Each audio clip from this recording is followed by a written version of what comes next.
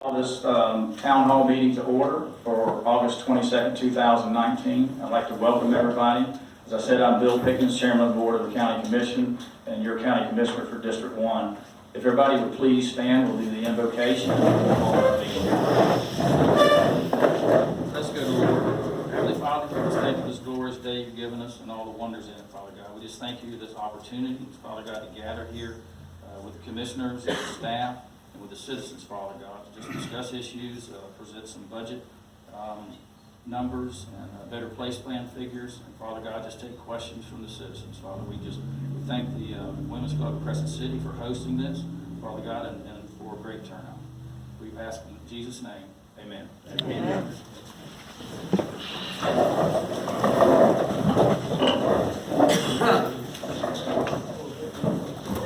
I would like to introduce Brett, the mayor of Crescent City, and he's going to introduce any other affiliated commissioners that may be here. So that's going to be a very short introduction. I believe, raise your hand, I think that's it, just me, but I do want to take this opportunity to thank the Greater Florida Women's Club for hosting this event. I appreciate the county coming down here and working with our citizens down here in the city. We really appreciate it. Thank you. Thank you. And I do see two officials from Pomona Park, Vic Zatkowski and Jim Griffin. If you would just stand or signify. And with that, I will turn it over to Mr. Pickens. Okay, thank you, Barbara. I don't want to miss Miss Shirley Griffin and and Judy Satowski. They're very involved in Pomona Park and the Neighborhood Watch. So, Barbara, I just want to thank you on behalf of the county and the commission for y'all hosting this meeting here. Would all the members of the Women Club please stand so we can recognize y'all?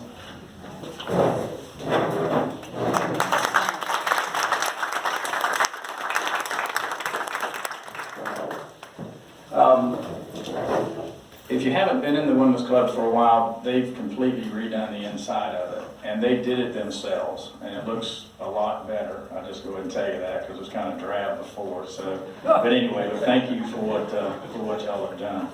So I'd like to introduce a few other people. I'll go ahead and start with Sheriff Gator DeLoach, and then Chief Deputy Colonel Joe Wells. To my left. Okay, my fellow county commissioners, I have Jeff Rawl to my left, county commissioner from District 2. Commissioner Terry Turner from District 3. Commissioner Buddy Goddard from District 5. And Commissioner Larry Harvey from District 4 had a advanced county commissioner training class that he's at in Tallahassee, and he sends his regrets. So that's where Commissioner Larry Harvey is. The young lady taking the notes is Sarah Oliver. She's our clerk to the board. And Kenny Downs is the Chief Deputy Clerk of Court, Mr. Kenny Downs. County Administrator Terry Suggs, and Deputy County Administrator Matt Reynolds. And quietly sitting over there, hope to be not noticed, is Miss Brenda Bridges, the property appraiser. She does a great job. Tax collector. Oh, excuse me, tax collector. Okay. Have I missed anybody? Okay. Like I said, this is a town hall meeting. We're going to present some information. We did have some agendas that were passed out.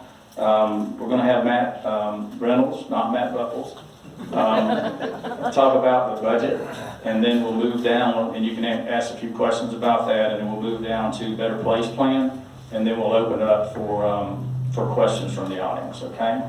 So right now I'll turn it over to Mr. Matt Reynolds.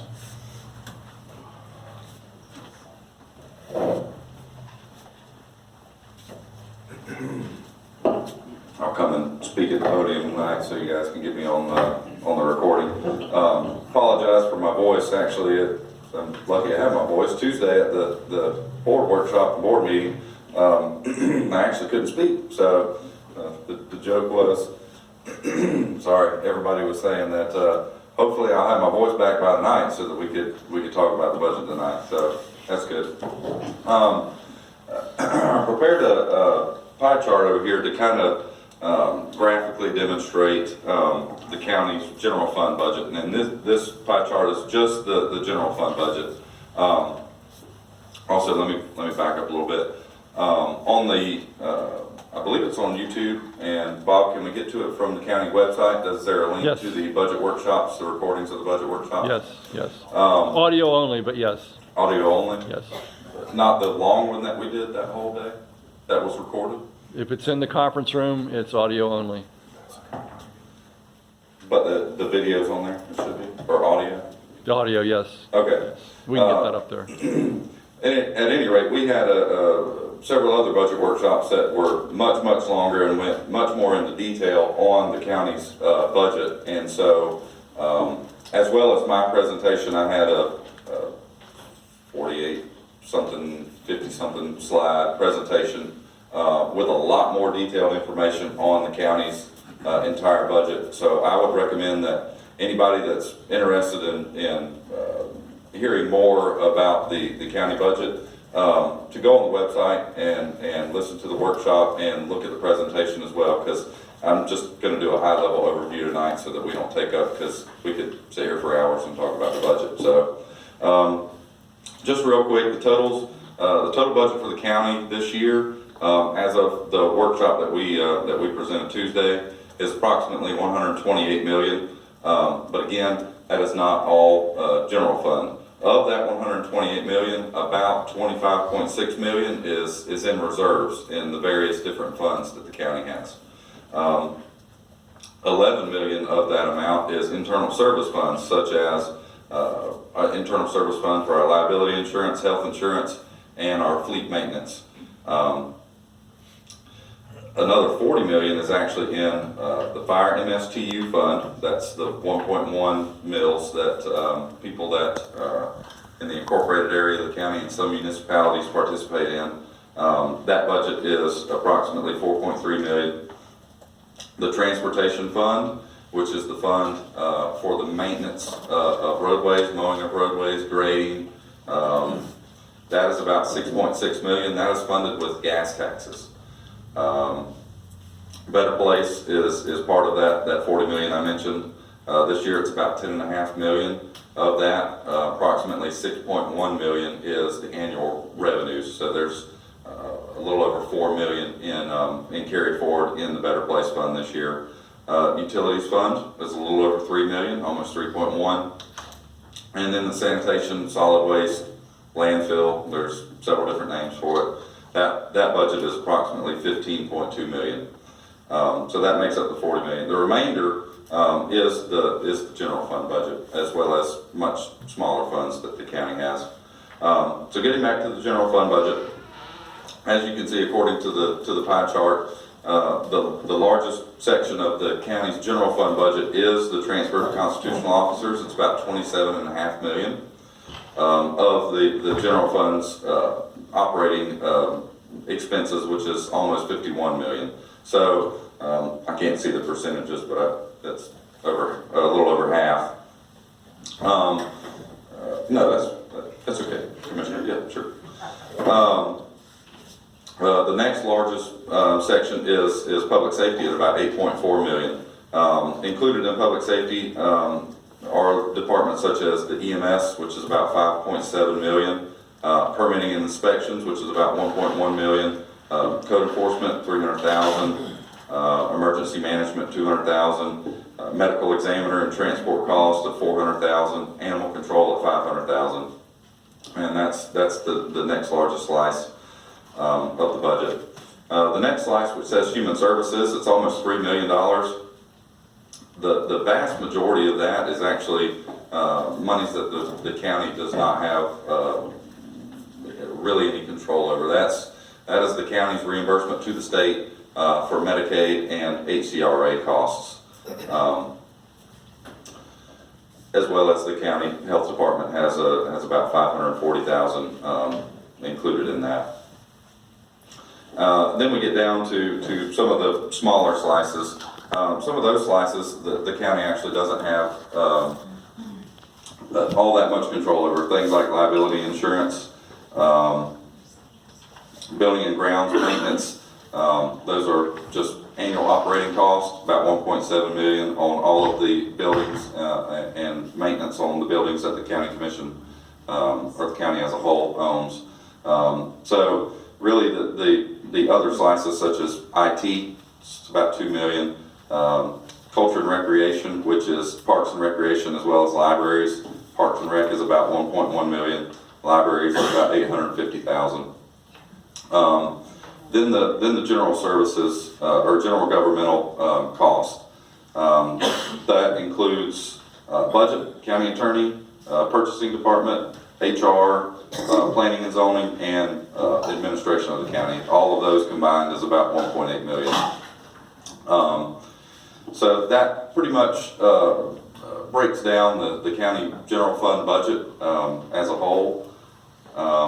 Like I said, if anybody wants to see a whole lot more detail and hear a whole lot more discussion on the county's budget and more detail on it, please go on the county's website, look up my presentation, go on YouTube, listen to the recording, and if anybody has any questions, I'll be happy to answer them now. Or can you tell us what transfer to constitutional officers means? the transfers to constitutional officers are, county has several different constitutional officers, such as clerk of court, tax collector, property appraiser, supervisor of elections, sheriff's office. All of those are independently elected constitutional officers of the county, and the county does fund those constitutional officers' budgets. That's the entire budget or just the payroll? That's their entire, that's all of the constitutional officers together, and that's their entire operating budget, yes, that's correct. Mr. Peters? You said, if I heard you correctly, the medical examiner's office is $400,000?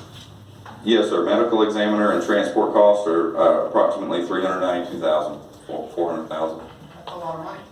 The county is actually, we have a tri-county agreement with 2 other counties to fund the medical examiner's office. So we actually do not have the medical examiner's office, but we partner with 2 other counties. And so that transport is back and forth to that medical examiner's office, and that is our, the transport costs as well as our share of that agreement. If we were to fund the medical examiner's office by itself, that would of course most likely be multiplied by at least 3, if not more, because I believe our share is quite a bit less than the other counties.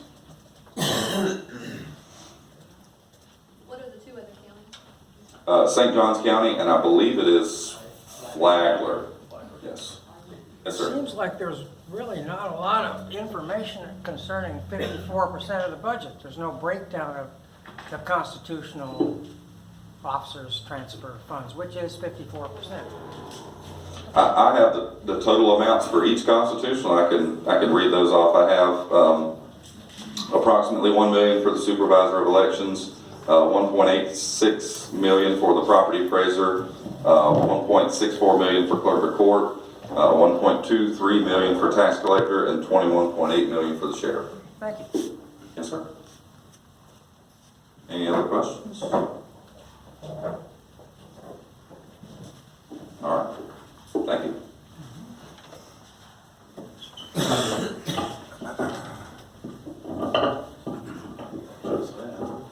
Okay, thank you, Matt. We'll go down to Better Place Plan, and Administrator Suggs. You want me to come up there, sir? I think it will reach.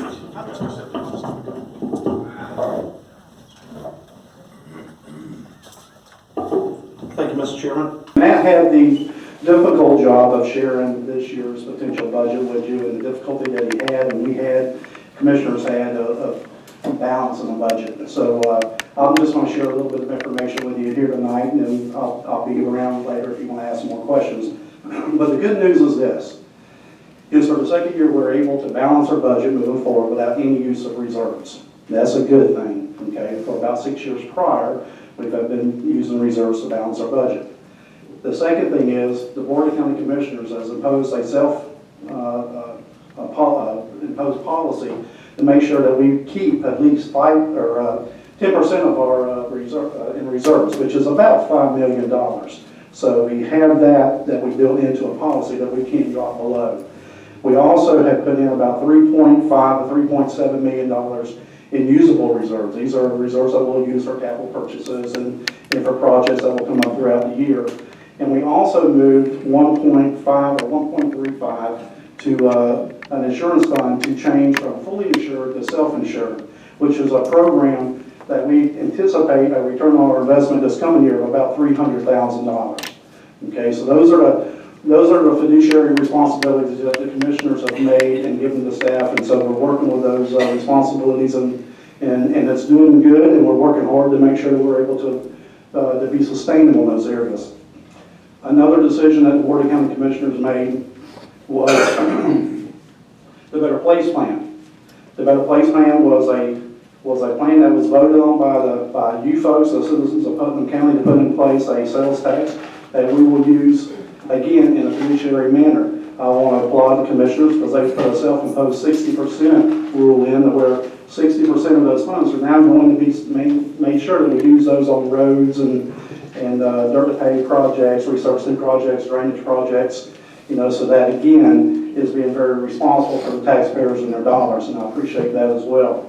This past year alone, we spent over $1 million on drainage repairs from Hurricane Irma. So that was a big deal, and we were able to do that because we had the funds to do that because of all the hard work that's been done the last couple of years. How do we get things done when we don't have the funding? Because we are a ready community, a financially challenged community, where we have to partner real hard with our other agencies, such as the state of Florida, Florida Department of Transportation, St. Johns River Water Management District. And in the last couple of years, we've gotten about $20 million collectively from those agencies. And we've used those dollars to do things like we've put in, we're doing septic conversions in Horse Landing and Pico Road. That was an environmental concern because every time that we have a major storm event, those properties flood, which then causes an environmental concern for the river. So we're working to take those concerns away, and we're using dollars that were given to us by the Water Management District to do that. So it's not, it's not coming out of the general fund, but yet we're being fiduciary responsible and we're doing things for the environment. Another thing we're doing is, FDOT projects, Ash Lake Boulevard, Fort Gates Ferry, projects like that. Those are funded by FDOT. If you haven't been reading in the paper lately, we've had a lot of work going on out Fort Gates Ferries and other places that needs to get completed, and we're working hard to get that done. So those are projects that are going. We've been working with our congressmen and our senators up in Washington, D.C. We've been up there 2 or 3 times meeting with those folks, trying to get money back here in the state of Florida and Putnam County for other projects that would be very beneficial to the county. And I'm glad to say and proud to say that we've gotten money so far to fund that study at our barge port. That is one of the areas of economic development that we're looking very seriously at, on how we can make our barge port more viable to not only us as the administration, but to the citizens, and make that a revenue source for us. So we're looking at that. Another project that we're looking at is a water project that will look at Paradise Point as well as Dunn's Creek area. That's a $27 million project. And it's a project that's gotten a lot of traction in DC, and we're hoping that we'll, again, get some funding to do that. We'll do 2 things. That, again, will be an environmental concern, that we'll be able to remove some folks off of the systems out there, so when it floods, they don't lose their systems and it doesn't pollute the river. But the biggest thing it does is it creates a revenue source for Putnam County, because those people will then be utilizing the services that are provided by Putnam County, like water and sewer. So it will help us generate a revenue there, spread that cost out, hopefully do some more things like lower the millage rate like we were able to last year. But one other thing that we've done this year, and I need to give Commissioner Turner the accolades he deserves for this one, is we've been working for a year on our landfill. When I got here, there was a discussion going up, I guess before I arrived here, about whether or not we're going to sell the landfill or keep the landfill, do something with the landfill. Well, just this week we were able to go out and recruit a vendor to come in, and we're going to be bringing a little more solid waste to our landfill, making it more viable. When we hope that we'll be able to sustain that, and who knows, another 3, 4, 5 years, maybe that assessment that we're looking at every year on our tax bill might be able to go down a little bit more. So those are the things that we're trying to do. And these are the things that your Board of County Commissioners are doing. And so those are the projects that we got going right now. That's how we fund some of these projects. We're not doing it on the backs of the general fund. We're doing it by partnering with folks around the state as well as our nation's capital to get funds in here to be able to do those things. So like I said, any questions, I'll be more than happy to answer. I'll be around all night. So. Okay, thank you, Administrator. So, I think at this time, because I didn't do it at the beginning, I'm going to give the microphone to each of the other commissioners and to just say a few words. And I also want to mention that Commissioner Goddard and Commissioner Turner's wives are here, Laura and Shondell. And when you get elected, your spouse gets elected with you. And hopefully you get a free dinner out of it tonight, ladies. But anyway, thank you for being here. So.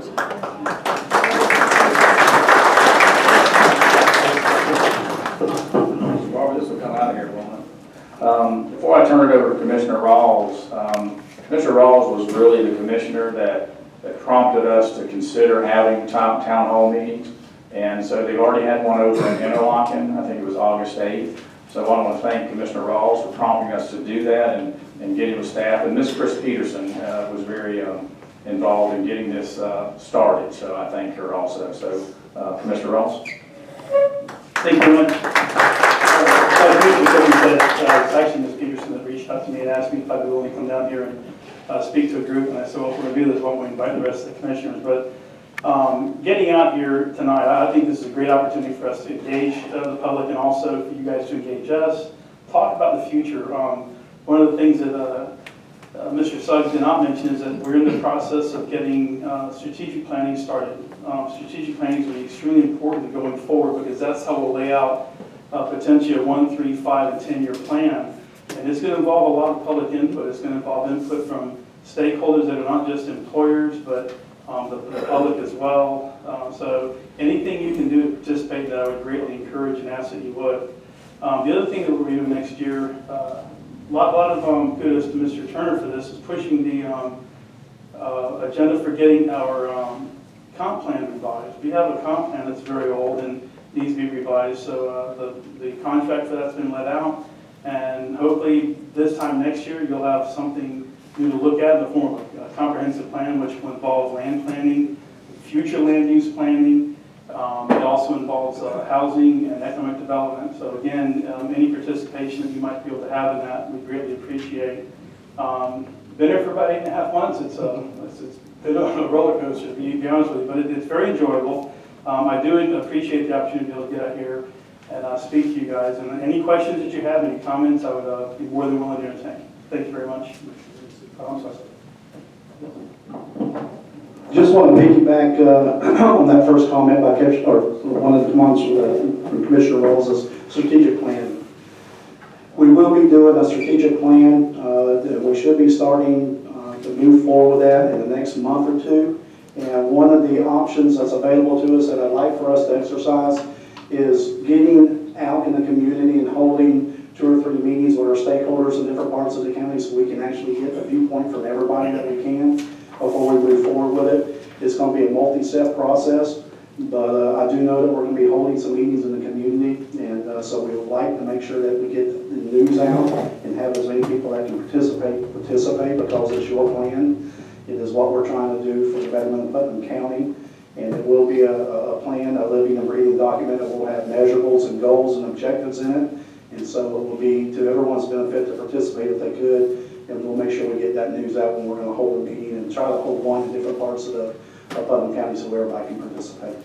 Will those meetings be in the evenings so everyone can come? No, ma'am. We'll work on scheduling. There may be some during the day. There may be some in the evening. We'll work with our facilitator on that. I do know that there were some options that were thrown out. I have no issue with it one way or the other. We just want to make sure that we get a broad spectrum of folks that can participate because, again, I think it's a very important document that when we finish this document, it takes it's a representation of the whole, absolutely. Would you be able to bring this, your meeting to Blackett? Because I think the people of Blackett would like to have an input too. Are we talking about a town hall meeting type setup here? Yes. Great if we could do that too. Yeah, that will, I'm sure the commissioners will talk about that, and we'll figure out if we can do that or not. And this has been a great opportunity for us to get out in the county, so absolutely.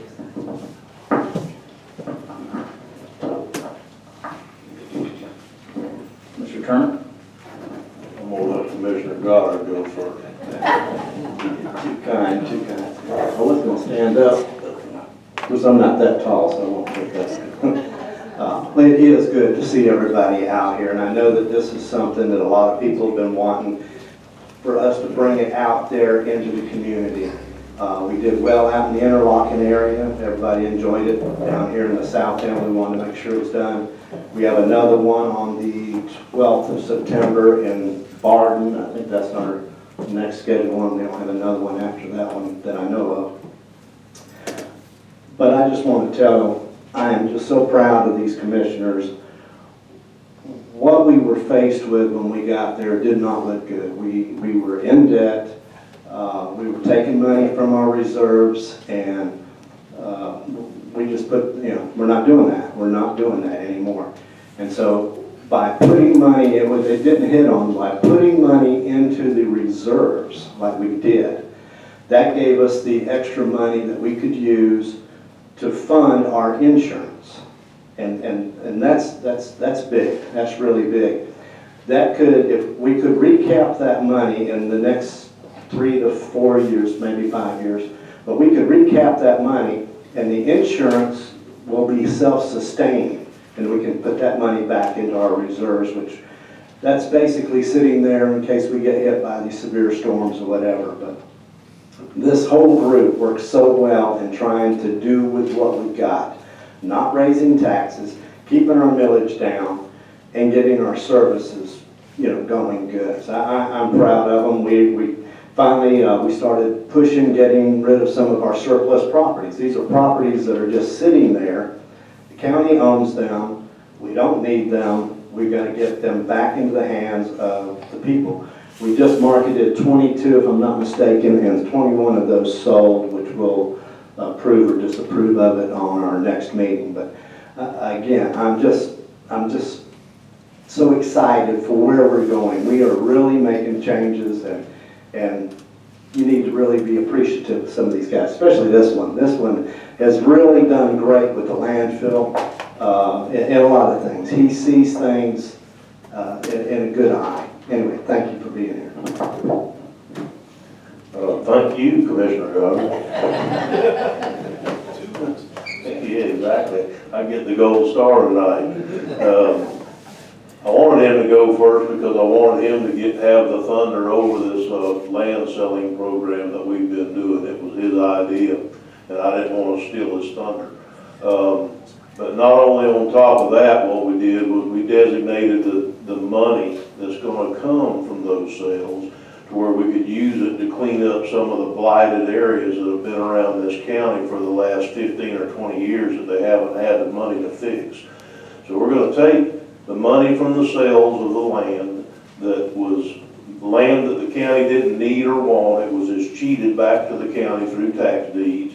And we're going to take that money and try to abate some of these old places around that have just been an eyesore for most of our entire lives. So that's a good program. I appreciate all the accolades on the landfill, but it takes a commission of 5 to make it work. And I appreciate the support that we got, because I know that Administrator Suggs doesn't want to say it, but I'd like to see the day when we don't pay anything to deal with our garbage at all. And if we got the landfill successful enough, it doesn't have to be regional. We don't have to sell it. Just get it successful enough where we don't have to pay $331 a year to dump our own garbage. So that would be my goal for it, is just get it to where we didn't have to pay to make the landfill operate. I'd also like to take this opportunity to thank Ms. Peterson for getting this put together, and Chairman Pickens for taking it and putting down the time and the place and trying to get it done. So with that, I'll turn it over to you, sir. Thank you, Commissioners. Yeah, I'd also like to thank Paula Nichols, the president, I believe she's the current president of the Crescent City Women's Club, and then Mindy Estep was really instrumental in getting this put together. So at this time, we'll open it up for some more questions. I got a question. You said this county side property, this property is being sold going back on a taxable base? Yes, This property's going back to private hands where it's going to be paid taxes? yes, sir. This one, What? the last resort was when it's sheeted back to the main tax holder, which would be the county. Correct me if I'm incorrect. So we have these properties and we don't want them. Most of them are residential properties, and some of them need some abatement and cleaning up. And so we put these out for bid, and we've done it twice. And so these people are tasked with, they put a bid in. If they win it, they have to clean it up, and then they'll bring it back onto the tax roll. So it's a win-win situation. Okay. Yep. It's a two-win situation for the citizens as well as Putnam County, because a property will go back on the tax roll and be a viable piece of property that tax will be paid on. But the revenue that's generated from the sale of those properties is going back into the general fund to be able to, like Commissioner Turner was saying, to do some abatement cleanup on some other properties, so we can afford to do that and do some cleanup around our community as well. So we're using those dollars to do that, so it's a win-win for Putnam County. Okay, next question, Diane? With the 30 plan, 60% on roads, is that just to repair the roads, or is any of that money going to be used to handle the wastewater that destroyed the roads in the first place? I'm going to start, and then I'm going to hand it to you. The 1 cent sales tax really was sold for capital improvements, okay, which could be, wastewater and stuff like that, and then dirt to pavement, okay? So most of that will be used for dirt to pavement, and then we need a resurfacing plan, because if you don't resurface at a certain period of time with the age of a road, then it deteriorates down where it's almost as expensive to just redo it again. So that's where we'll be there, and I'll have Commissioner Turner elaborate a little more on that. What we did this year for the first time is that not only did we ask for 60% of it to be used for roads, we also said that we wanted to take $1 million out of the straight dirt to pave and use it for other projects, such as drainage and such as resurfacing the roads. As these roads have gotten older, traditionally, they haven't used any money to resurface the roads that we have, except for the gas tax revenues. And so they fluctuate every year. So this year, we asked that $1 million of the Better Place money go towards resurfacing and drainage projects instead of just all of it straight dirt to pave like it has been traditionally.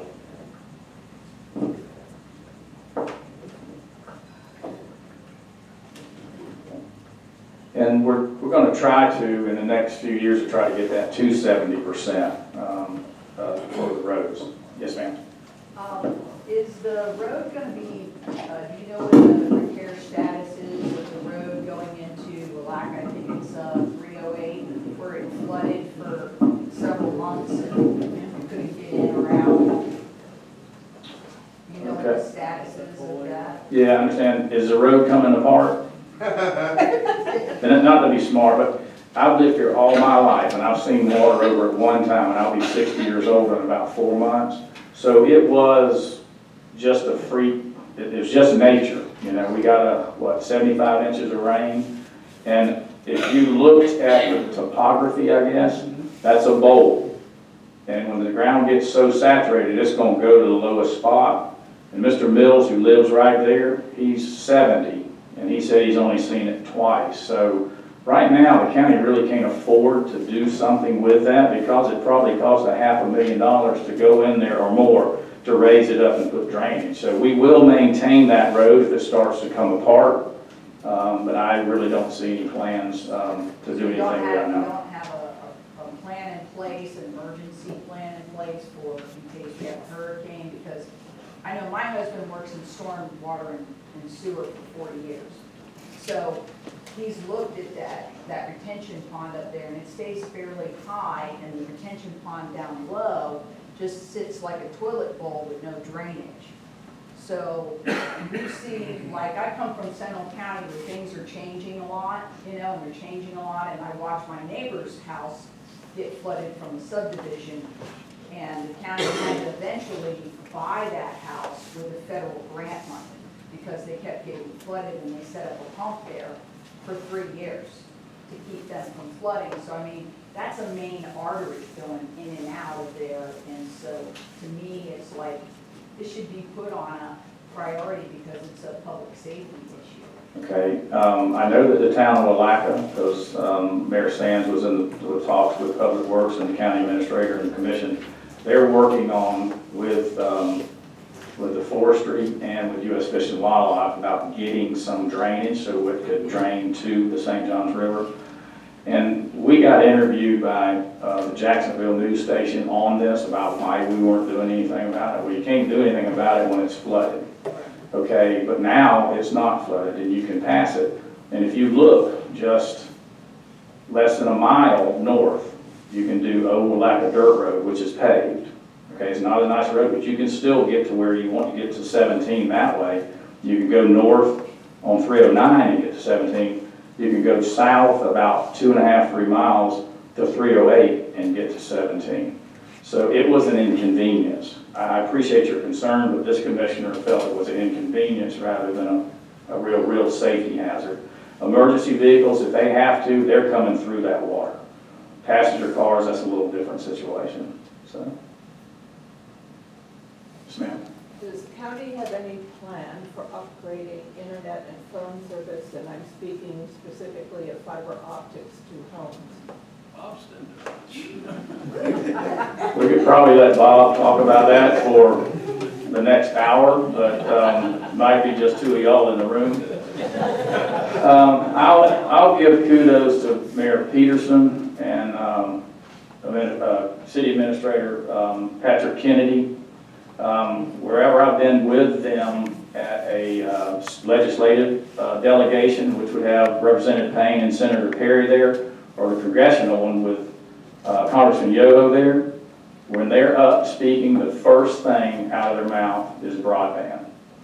We're working on it, but it takes money, and we're just not there. I sat in on a meeting with a group of citizens today, and when I was leaving, I spoke about that, and I think for the whole county, it's an issue for the whole county.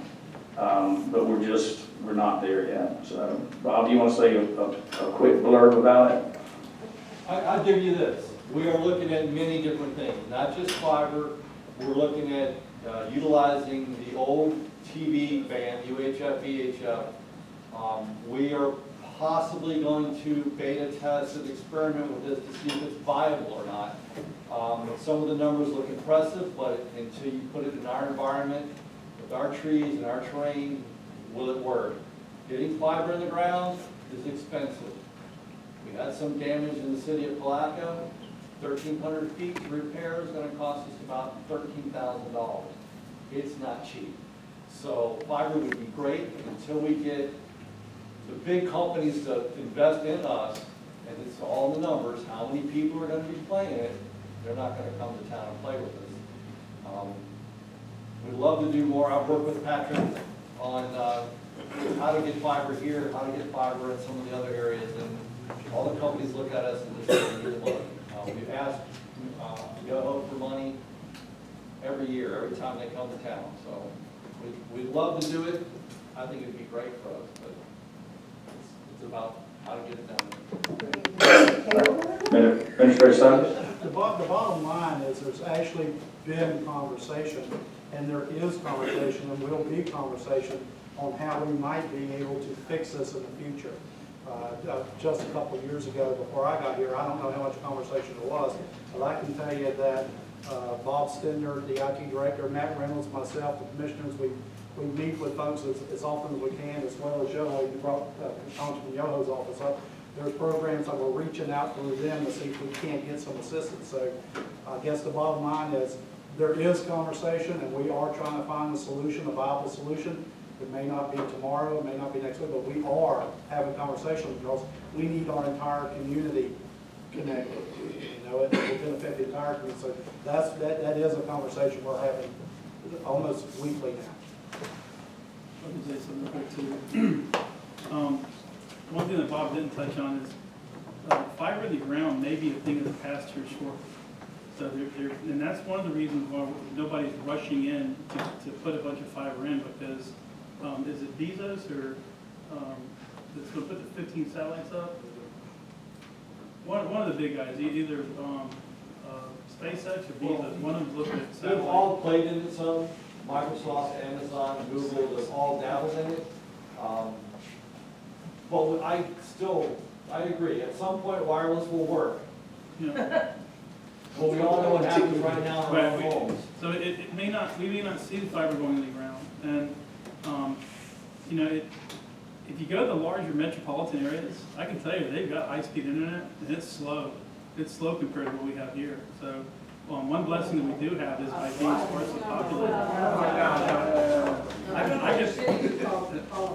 I can go to Sanford, Florida in the middle of the daytime and try to connect it. Even on their high-speed broadband, there's so many people hitting it. It's slow. Yes, ma'am. Well, I've lived here for a little over a year, and from Longwood, Florida. And the ability to access the internet is horrible here. We have fiber. We have fiber all over town. We have it running up and down 17. I have personally gone out and taken pictures to show to certain people here on the commission. The problem is that last part, which does not have to be hardwired to get broadband to your home. There are very few areas in town here that have it. What's the holdup? I know that you've gone to Yoho. I'm going to go on a limb here and say it's probably density and population, because there's not enough customer service base for them to come in and put in the infrastructure. As a citizen and a taxpayer, though, I've chosen to live in a more rural area. I understand that. My God. It's 2019, That's a and we function of the elected private people sector. to look out for us to do these things, whether the county or city. That's a function of private Right. Have not. Okay, yes, ma'am. All right. I think there was a question back here before I get to Brett. I don't know if you recognize Miss Judy West, who's Crescent City Commission woman. Miss Judy, thank you for being here. Okay, Brett? I just want to say, September 26th, we're going to pass the final passage of the budget at 5:15, but after that, we're going to have Windstream is going to meet with the public. Bring your boxing gloves, I'm going to bring mine. They know they want to work with us. They've been, you can see they've been working all over town. I see there is fiber to these boxes, and there's copper out of that. I'm not sure exactly what they're doing. Technology is changing. I'd love to hear what they have to say. If I could get back to the property that you guys have and turning that over to the private sector, we work with you guys. And it's one of the things I've tried to do being mayor is all the blight I saw when I first moved to town. And we've gotten rid of some of the properties. We got a property from the county, turned it over to us, and we abated that property. We paid to do that, and we gave the property to a neighbor who's now paying taxes on it. It also increases the value of every other property on that block when you do that. So it's a slow process, it's expensive, but if we work together, we can get some stuff done. Alan? This is last week. Hotel called up, said they're providing new services now. They're what? They're providing new high-speed services now. All time? They just called this last week. I'm on board there right now, with the open new high speed service. This is last week. So I don't know if they'll make the progress or not. Do they know where Crescent City is? That's happened before, where they call it out for something, oh, no, we don't offer it there. I'm 4 blocks away. We already see fiber optic that, Infinity has, what is it, Windstream. It's Unity and Windstream have, but I've also seen Altel. Okay, so Altel also has fiber optics here in Crescent City. So it's just a matter of tapping into it to get that broadband. Yeah, we all understand that it will help every area of Putnam County. I think there's a lot of home-based businesses in South Putnam, and I think more would come, because if you can do your business wherever you want to because of the internet, you may want to move to a different location and get out of the snow. So, anyway, yes ma'am. Sorry, I have to go for football in 15 minutes, so I just wanted to bring up a lighter subject. I represent South Putnam Pop Warner. We restarted this Pop Warner 3 years ago in Crescent City from scratch. He let us do a car wash at your business. We had very small help getting anywhere in this town with Pop Warner. But now we're on year 3 and we built up teams. We don't have prime real estate. We have Harry Banks Field to play at. We would just like access to working lights over there.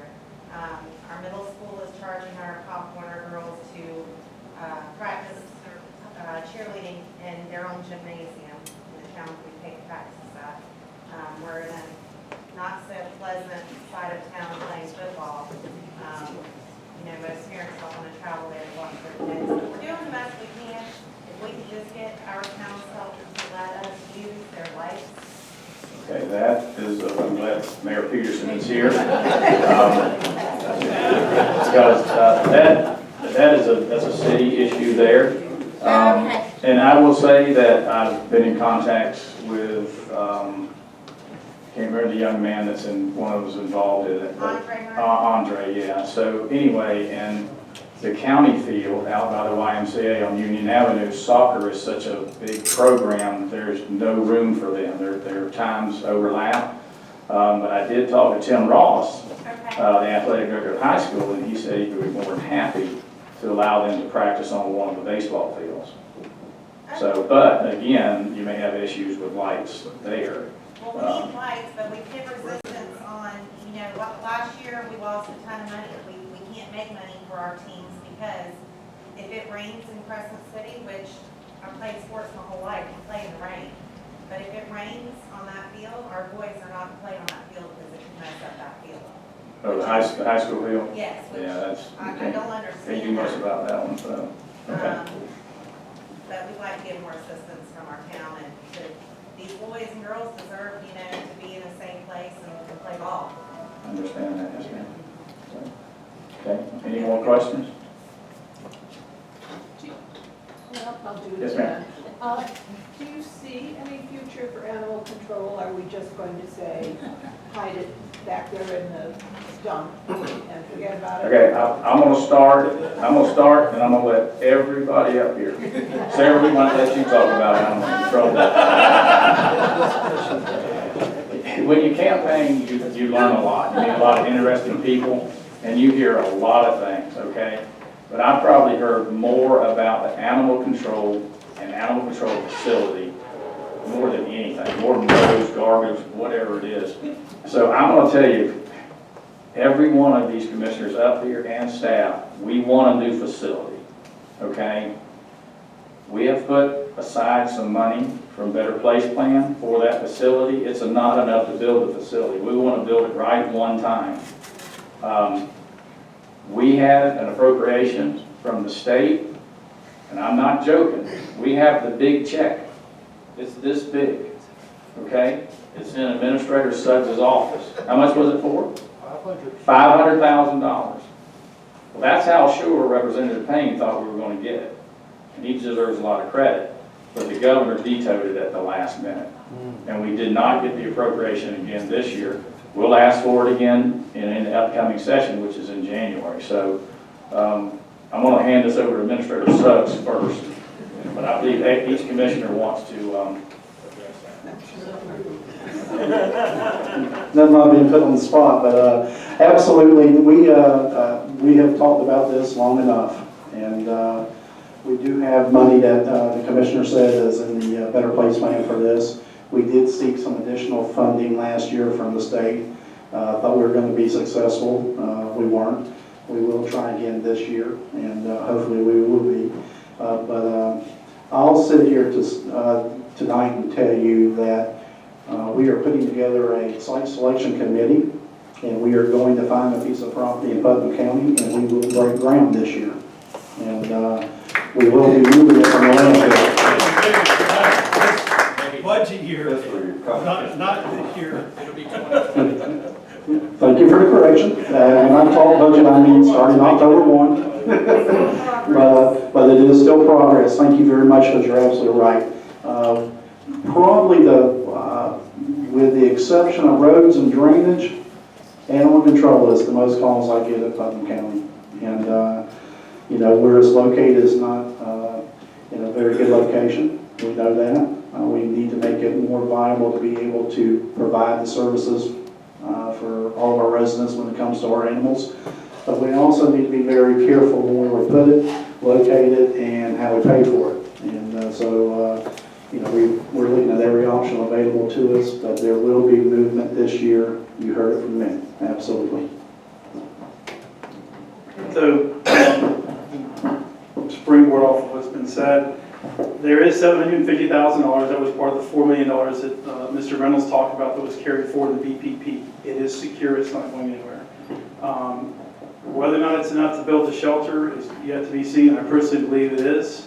We have to find a piece of property first. The piece of property that was earmarked fell through. It's not going to be usable. So we're in the process of getting that. You have an active Citizens Advisory Committee for your animal control. They're working diligently right now. Mr. DeFranco, if you raise your hand back there, he can tell you what they're doing. And they're working to get some floor plans together, and as soon as the site's selected, they can start working towards getting a building put together on it that we can put in. But there is $750,000 that is set aside for the building that's not going to go anywhere. Well, I'll turn it over to Mr. Turner, but we would like to use the state's money rather than BPP money, so we're still going to try to get some state money. We've actually been working on this ever since I came. Government is frustratingly slow. It aggravates the fire out of me on a regular basis. First thing we had to do is figure out where the money was coming from. Better Place plan, we thought we had the 500, we didn't have it. It's probably gonna end up being built in some kind of phases. It's going to be built in what's absolutely necessary.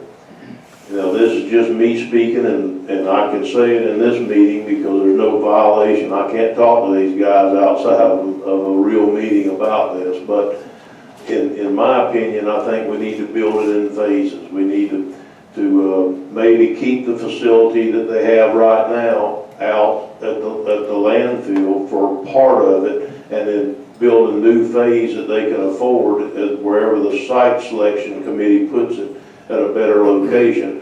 I understand that a lot of the animals that they bring into this they shouldn't come into the facility without some kind of a quarantine or a checkup or something. So maybe that other facility could be used for that portion of it for a while until they're ready to be moved forward. And then it can always be put in later when the money is available to be able to do it. But yes, I'd like to see us break ground next year.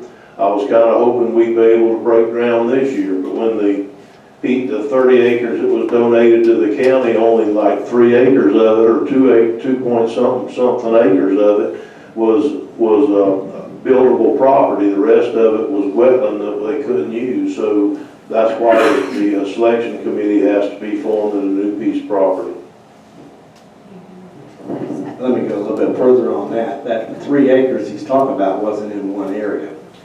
So it just wasn't enough, but we have looked at all sorts of different building plans, and like he was saying, we'll build this that we can utilize now, utilize in the other area. I mean, we've hashed around a lot of these different ideas, but it is coming. This thing is, I'd say at least once a month, this is brought up, what we're gonna do, how we're gonna do, what's going on with the property. We had problems out there, including alligators. I mean, it's just been one headache after the next, but it is coming. We will get it done.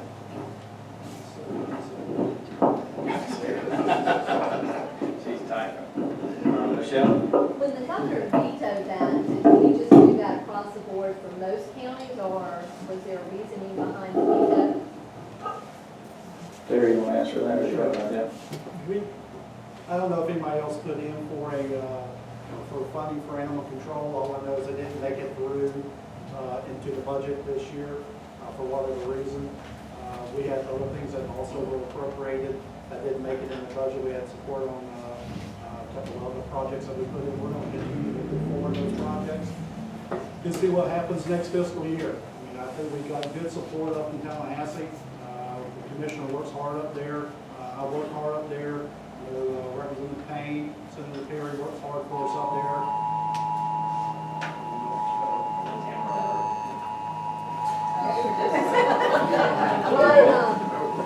So we're going to continue to fight the good fight. Okay, if I can make a suggestion, we've got, this is a very passionate issue in the county. I know right here in Crescent City, there are so many people that work on this and are passionate about it. Use their voices. I mean, when you're in Tallahassee, we need to hear, the governor needs to hear how important this is, and the staff does. Use the voices, because we've got people in this surrounding area that are willing to drive there, I'm sure. Or you drive there, wouldn't you? Sure. Absolutely. I'll take a kid with a real life, okay? Yeah. And so, just please make sure that let us know. I mean, I'll drive there. Just let us know so that we can get up there and, sometimes we will. So let us be a part of that if we can. Yes, ma'am. If I could, ma'am, there's also, the Animal Control Advisory Committee meets on a regular basis. Right now, they're meeting every other month. But you might want to find out when they meet, and they're open to the public, and you're more than welcome to participate in that as well. Thank you. Okay. Mr. Coleman? Yes. Is there anything, far as, Better Place Plans project? Can anyone tell me about replacing signs, safety signs, stop signs, and speed control signs, especially, I just live right here at 517 right now. And it's like, when they see the flashing light, it's like almost like a drag light, and they go speed up, they go faster. About 2 or 3 weeks ago, I was on my scooter, taking the garbage out, and I turned back around the other way, and I had to jump off my scooter because there was this, they speed over there, and then right there, not me. I think it's everybody. Okay. But what I'm saying, is over here, it's going east and west. I mean, they really move through there fast sometimes. And it's like, where's the cop when you need one? Understand? No.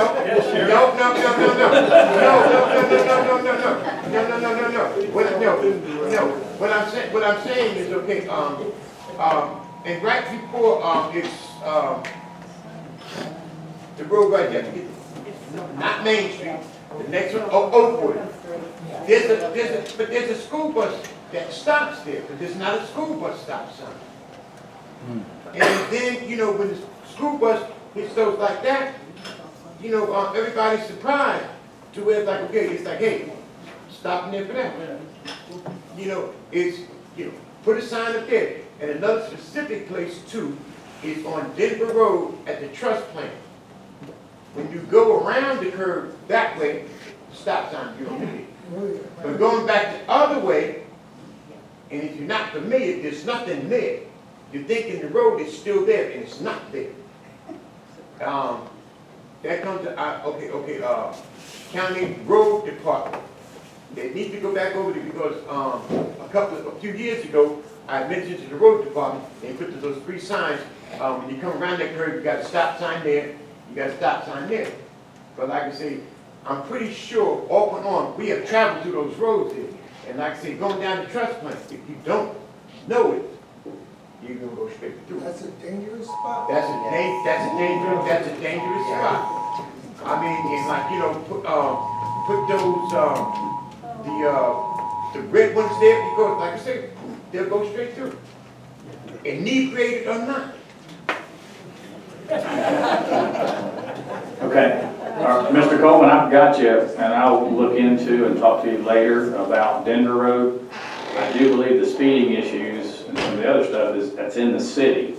No, that's the county road right there. I understand that, but it's in the city limits, so the police department would try to take care of that speeding, and the sheriff is here, and I'm sure they hear that, but you have a city police department also. Right. No, and the police department and the sheriff department, they're very diligent. They're very diligent. I'm just saying, like, you know, at least the school bus sign up there. I happen to know the District 1 school board representative quite well. And I'll make that note. And you're getting 2 for 1 tonight, but I'll tell her about that. All right, but you gotta remember something now too, when you set the day. Happy wife, happy life. Okay. Thank you. Okay, thank you. Okay, any other questions? Yes, ma'am. We're new in town, and we just moved over here on Vernon Road. I do look across the street and see the traffic sign that says 35 miles an hour. I bet this city would be rich if they put a cop out there and caught everyone that went 60 miles an hour entering town. Yes, ma'am. We get all type of calls from the county commission, and a lot of it is speeding. And we can put signs up, but unless people want to do the right thing and obey it, and the sheriff's department, the police department, they have to be in the right spot at the right time to catch them, and that's a tough time to do that. So. Okay. Any other questions? Yes, sir.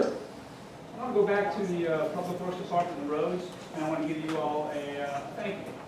I sent an email in, we had a big hole in the road, it's only 5 houses where we were dumping out the next day and fixed it. So I know you get beat up a lot, and rightfully so, you probably all say it's part of your job. But I just want to say thanks for that. We haven't been here that long either. And where was this? Denver Road, the Denver Road area. Here. Okay, Denver Road, that's District 1, isn't it? Yes.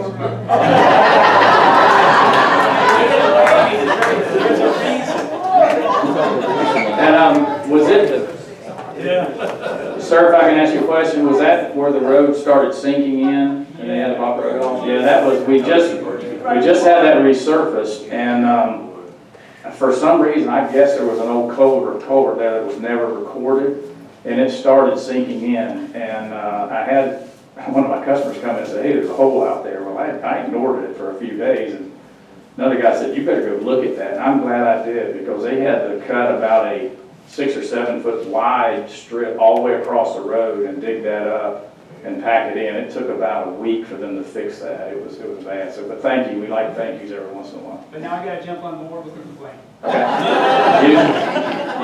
We're new here, and we absolutely love it. We have been treated very well. It's a hospitable place. The idea is an outdoor county. We love it. But sometimes we feel like we can't go outside.